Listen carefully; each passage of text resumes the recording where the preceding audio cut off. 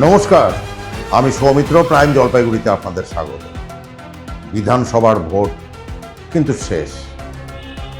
গত 23 তারিখ এবং 29 তারিখ দু দফায় কিন্তু ভোট শেষ হয়ে গেছে। আর অপেক্ষা এখন সেই ভোট বাক্স গণনা। মানুষ কিন্তু সেই দিকেই তাকিয়ে আছে, কি হবে কি হবে, একটা কিন্তু প্রত্যেকটা মানুষের কাছেই চিন্তার বিষয় রয়েছে।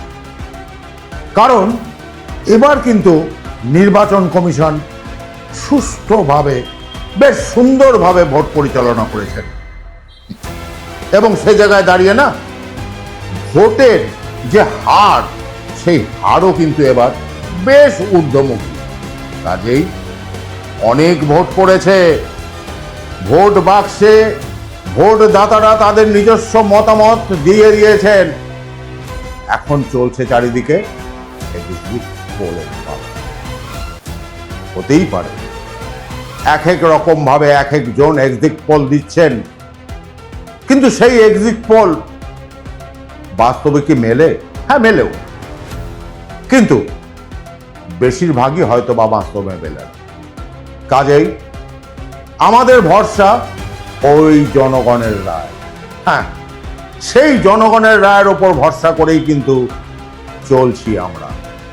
এক্সিট পোল দেখাচ্ছে, হ্যাঁ সবাই দেখাচ্ছে, আমরা না হয় এক্সিট পোল না দেখালাম, আমরা রায় দেখলাম জনগণের, আমরা সেটা বুঝে নিলাম 4 তারিখে কি হতে চলেছে, যেটা একদম সত্যিকারের পোল বেরোবে। আর সেই জায়গা থেকে দাঁড়িয়ে না, যেই সরকারে আসুক, এই সাধারণ মানুষ, এই নানান গ্রাম গঞ্জ শহরের মানুষ কি চাইছেন জানেন তো? যিনি আসুন তিনি যেন প্রতিটা মানুষকে বা প্রতিটা জায়গাকে ঠিকঠাক মতন দেখাশোনা করে, এই আশায় বুক বেঁধেই কিন্তু ভোট দিয়েছেন তারা ভোট বাক্সে। প্রতিফলন চান, সেই প্রতিফলনে যেন এমন একটি সরকার এবার মানুষ দেখতে পারে। মানুষ তাই বলছে, যিনি নাকি এই পশ্চিমবঙ্গকে আরো উন্নত থেকে উন্নতর দিকে এগিয়ে নিয়ে যেতে পারে।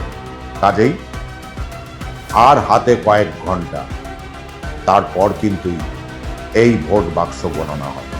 আমরা থাকবো আপনাদের সাথে। হ্যাঁ, যেদিন ভোট কাউন্টিং আছে আমরা থাকবো এবং আমরা আপনাদের দেখাবো সেদিন কিভাবে কে আসতে চলেছে। No exit poll. আমরা জনগণের রায়ে বিশ্বাসী।